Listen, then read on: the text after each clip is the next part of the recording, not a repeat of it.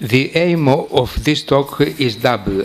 First, I would like to introduce you to give a taste, a three-dimensional taste of the microcosm of human reproduction and of the human endometrium where blastocyst implantation occurs.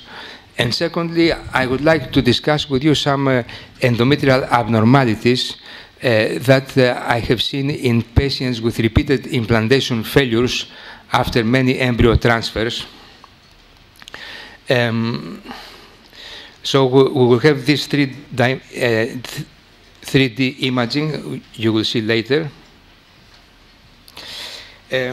We know that the first week of human life is largely a mystery. According to some rare observations done in vivo, the zygote, after a series of mitotic divisions, enters the uterine cavity around day 4 of its development at the morula stage, and two days after will set pellucida expand and start to implant in the form of a blastocyst. Let me show you briefly some blastocysts I have obtained during many years working on this field. This is a zonal day 5 blastocyst, which I cracked open to expose the inner cell mass, which you see better here, and we will see in bigger detail. Here is the inner cell mass of this blastocyst. It looks like there is a pattern of organization already, and we use some colors to distinguish the various elements. This is the trophoblast in yellow or brown, and the inner cell mass is in pink. And what we see here at the inner cell mass and trophoectodermal junction is a cell here that has extended long projections which touch most of the cells of the inner cell mass. This is probably the organizer.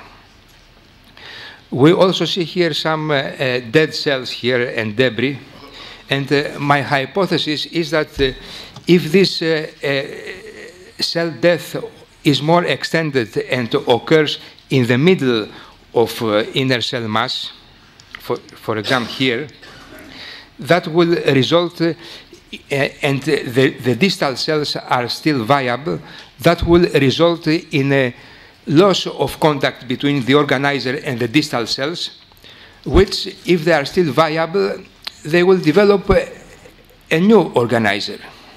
So I think this is a plausible explanation why in blastocyst transfers we see many monozygotic twinning.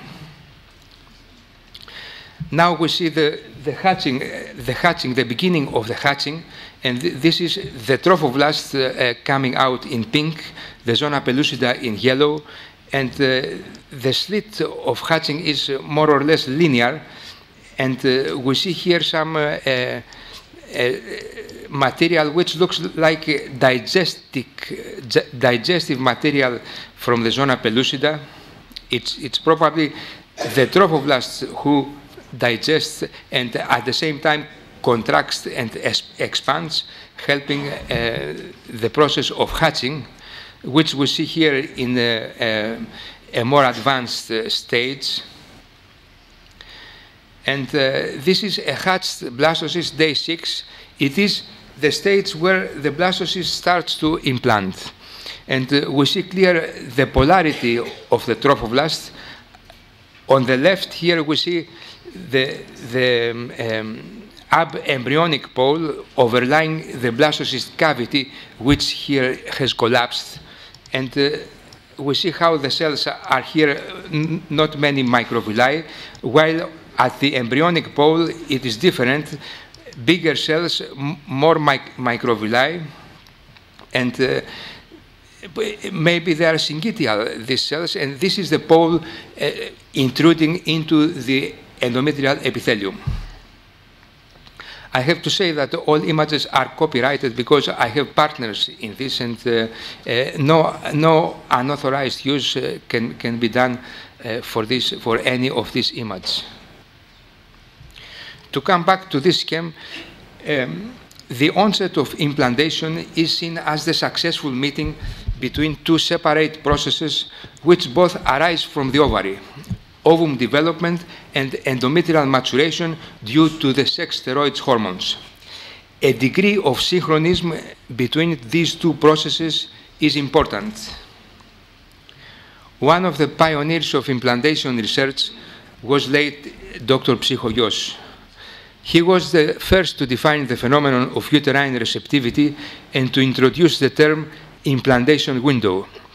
I had the good fortune to work with him the last 4 years of his life in his laboratory in Le Kremlin-Bicêtre in Paris. In all mammalian species studied so far, implantation, the receptive endometrium is characterized by striking modifications on the cell membranes of the epithelial cells. We see here a rat blastocyst. This is an extremely rare specimen I obtained the first month I was in Georgiu's laboratory, and I never managed to get again, because we know that luck is with the beginners.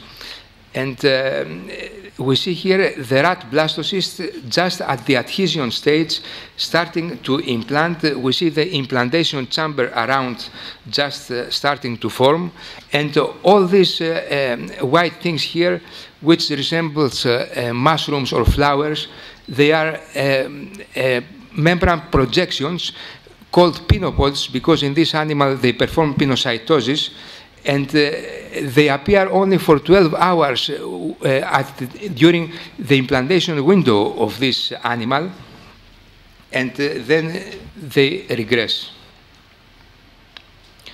Okay, now we can put the glasses and see. I'll show you first the 2 dimensions and then the 3. I don't know if the projector is very good for this. Maybe you can see, because it's based on 2 different photos, and to have this illusion, we have to be, every detail counts very much. If we zoom in this human endometrial piece, a biopsy piece, we see here the numerous gland openings and the innumerable epithelial cells which line the uterine cavity. Maybe we can zoom in further to see those cells. There are 2 categories: the ciliated cells with the cilia and the non-ciliated or secretory cells. The secretory cells are more, they change more during the cycle. This is now two glands, endometrial glands, embedded in the stroma. And here we see the apical area of the gland cells, here of the glandular epithelium. This is stroma. It's a biopsy from progesterone day 6, and we see the stromal cells are still like a spindle after they become more round.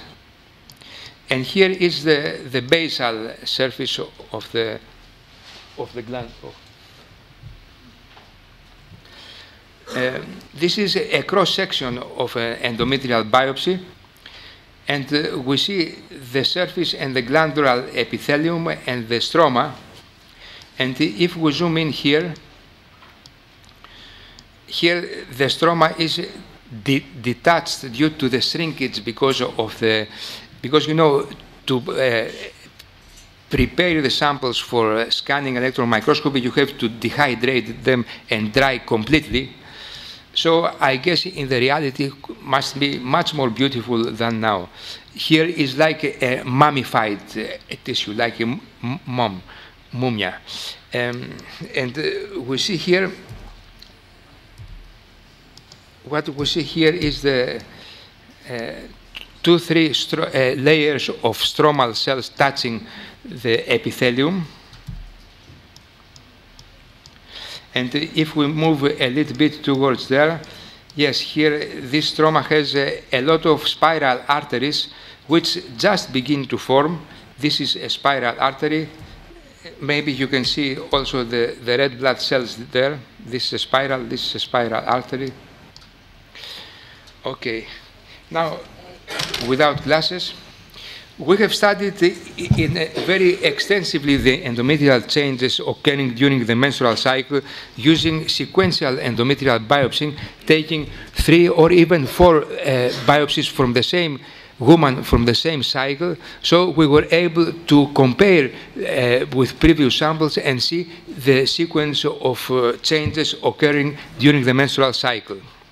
And here I would present you an idealized, let's say, 28 menstrual cycle, 28 days. And here we see on day 3, there is naked stroma with many stromal cells and red blood cells. And the epithelium survives at the glands.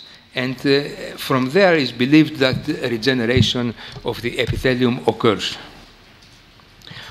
On day 10, epithelialization is complete, of course, and we see the cells, they have various shapes, various sizes, and also a ciliated cell is here. This is day 14 at the end of the proliferative phase.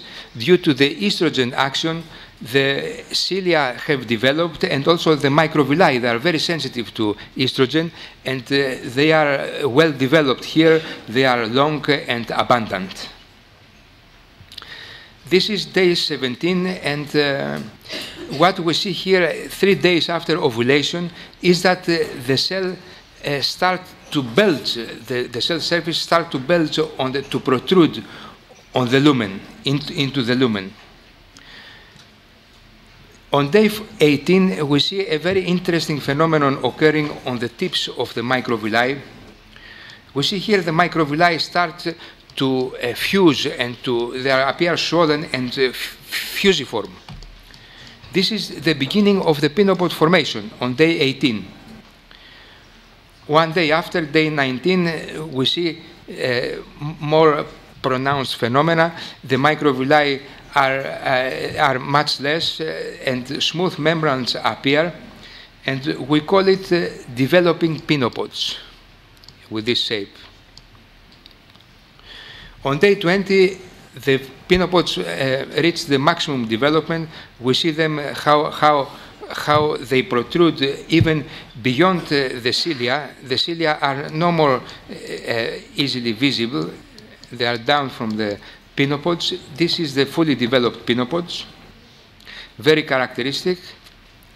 One day after, the phenomenon starts to regress. A small microvilli reappear on the membranes, which are now more wrinkled, and the visible cell size starts to increase. This is the regressing pinopods. Further on, day 22, further increase in microvilli and in the cell shape, in the cell size, sorry, which by day 24 we have this stubby microvilli, short and thick, and the cell size, the cell shape starts to be like a dome. Is characteristic for the prolonged progesterone exposure. And on day 26, we see again smooth membranes, but this is not pinopods. This is degenerative endometrium. 2 days preceding menstruation, we see that the cells, they are not doing very well. They are all, many of them, they appear fragmented and swollen. And by day 28, just before menstruation, we see cell death is more pronounced. The membranes are completely smooth, devoid of microvilli, and they degenerate. Now, let's put a little bit the glass to see 3-dimensional pinopods here. We know that the pinopods, they like to appear inside the folds and around the uterine gland openings. And we see here developing pinopods, how they start. And I think it is a secretory product in the human, and there is works confirming this. Again, here, more developed pinopods. you see how they protrude, they come out, yeah. They are very characteristic. Okay, and I have seen many patients with repeated implantation failures after IVF, and in these cases, the IVF doctor correctly suspects that something is wrong with the endometrium and takes biopsies and sends it to me. And my method is to get 2 biopsies because the timing of the pinopod development varies from one individual to the other, and I would like to have 2 biopsies in order not to miss this window of pinopods. And the best time to get biopsies is progesterone day 6 or day 8, and day 8, sorry, which corresponds to day 20 and 22 of a normal cycle. And we get this in an assessment HRT cycle. We can do also in a normal cycle if we can monitor it very well. And I see when the pinopods appear, if they appear on day 20 or on day 22, or I guess they are in between their peak. And then we perform a replacement HRT cycle with embryo replacement, identical cycle if it had good pinopods.